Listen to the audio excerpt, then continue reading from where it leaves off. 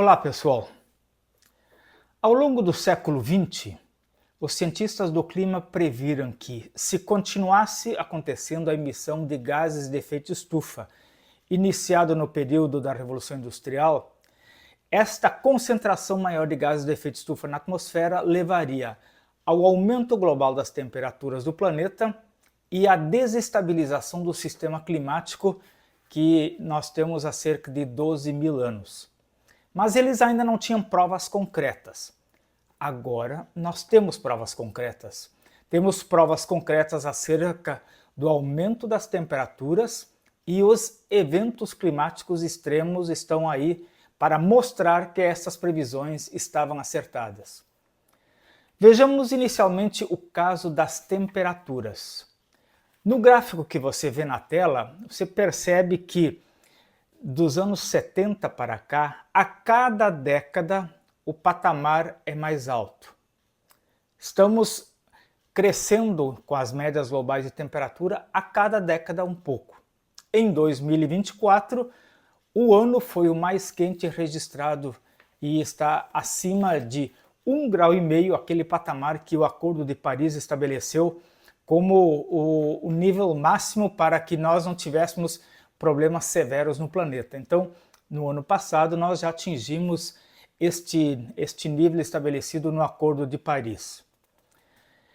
Cabe lembrar que o que o gráfico mostra são as médias globais, que são mensuradas a partir tanto das temperaturas baixas, por exemplo, no Polo Norte e Polo Sul, quanto nas regiões tropicais. Então, é uma média global. Esta média global está subindo a cada década para um patamar mais alto.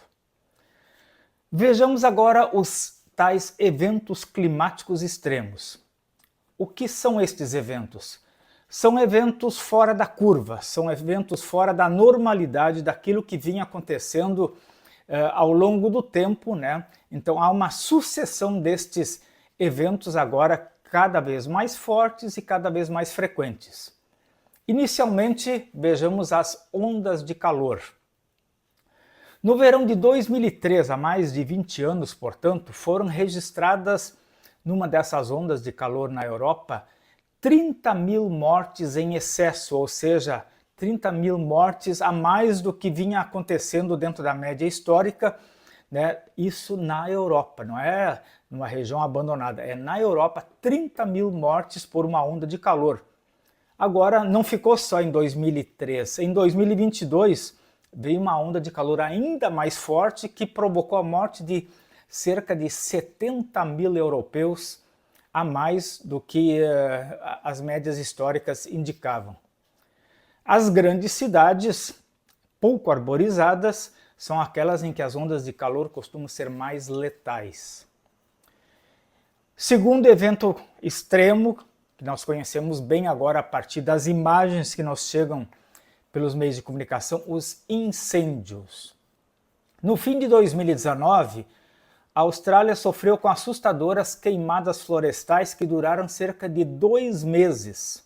Destruíram cerca de 50 milhões de hectares e mais de 6 mil edifícios, provocando a morte de 2 bilhões de espécies de animais. Foi espantoso. Agora, na Califórnia, nós estamos vendo um incêndio monumental que, por conta do fato de atingir uma região muito conhecida, muito famosa, né? A região de Hollywood, em Los Angeles, está envolvida nesses incêndios, há uma repercussão mundial. Mas cabe lembrar que os incêndios no Brasil, no ano passado, tiveram um impacto muito maior, né? Nós tivemos incêndios muito grandes no Brasil ano passado, especialmente na região da floresta amazônica, no Pantanal, também no Sudeste, e apesar de ter havido uma redução no desmatamento, houve um aumento de incêndios. Isso porque num planeta mais quente e mais seco naquela região, é muito fácil que os incêndios se alastrem.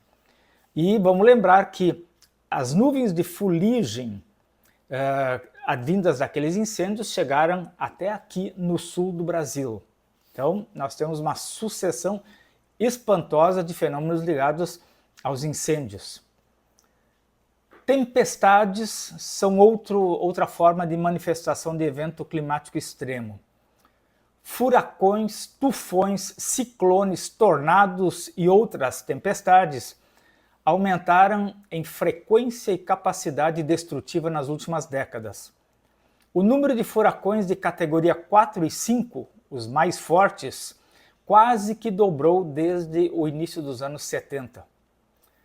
Um furacão se tornou famoso, né, pela sua destrutividade foi o furacão Katrina, em agosto de 2005, que atingiu o sul dos Estados Unidos com ventos de até 280 km/h, desabrigando mais de 1 milhão de pessoas na região metropolitana de Nova Orleans. O furacão Irma, em novembro de 2007, teve ventos ainda mais fortes, de 295 km/h. E o Brasil, que não tinha furacões na sua história, conheceu o primeiro furacão no ano de 2004, o furacão Catarina, que assolou a costa de Santa Catarina e do Rio Grande do Sul, com ventos de até 180 km/h, afetando cerca de 40 cidades, deixando mais de 500 pessoas feridas e mais de 30 mil desabrigados. As secas. As secas se tornaram habituais na África, especialmente no Nordeste e no Sul, e estão trazendo prejuízos humanos e ambientais enormes. No território amazônico, aqui no Brasil, foi registrada em 2023 a maior seca de que se tem conhecimento.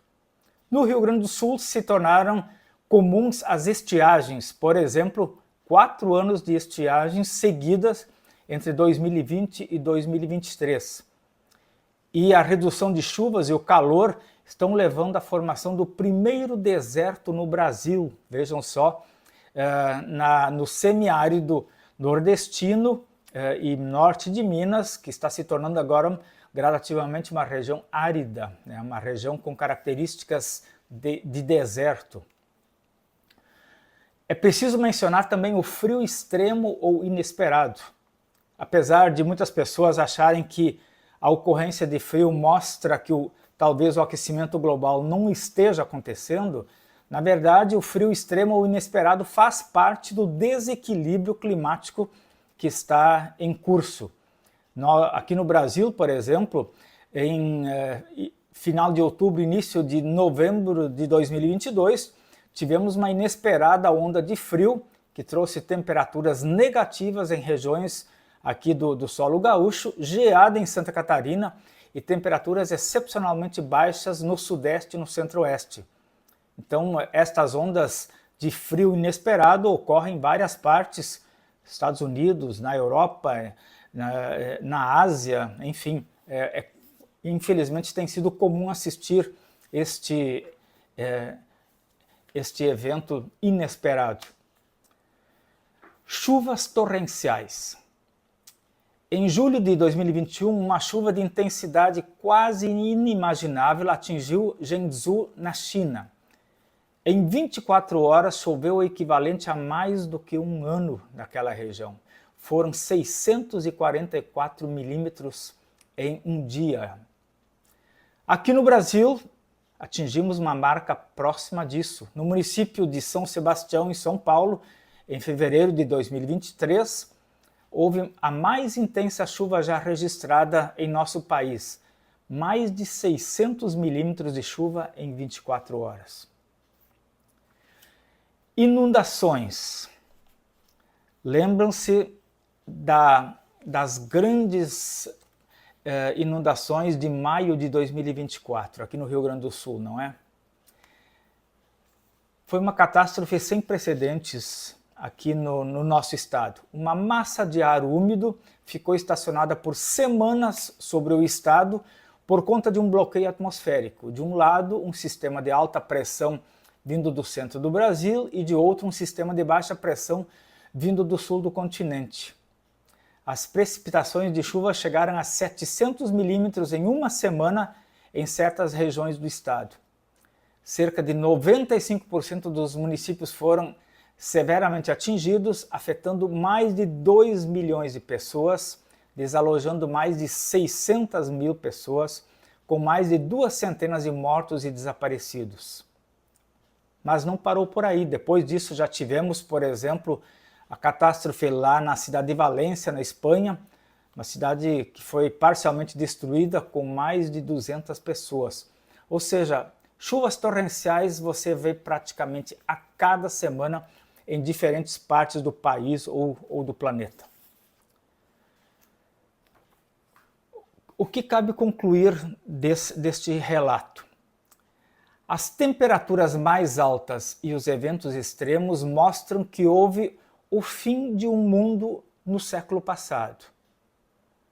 Terminou um mundo no século passado, o mundo do sistema climático estabelecido há 12 mil anos. Hoje estamos em outro mundo. Detrás das chuvaradas, das secas, dos incêndios que nós vemos com os nossos olhos, há fenômenos maiores. Alterações nas correntes oceânicas, alterações nas correntes de vento, gradativo degelo das geleiras dos polos e das terras permanentemente geladas, chamadas de permafrost, a acidificação dos mares, o aumento gradativo do nível dos mares. É um outro mundo. E não se trata mais de previsões para o futuro feitas pelos cientistas no século XX. Trata-se do presente. Imagina o que vai acontecer daqui a algumas décadas ou no próximo século se a humanidade não for capaz de zerar em pouco tempo a emissão de gases de efeito estufa e este equilíbrio aumentar mais e mais. É preocupante. Por isso é hora de agir. Agir de forma coordenada e global.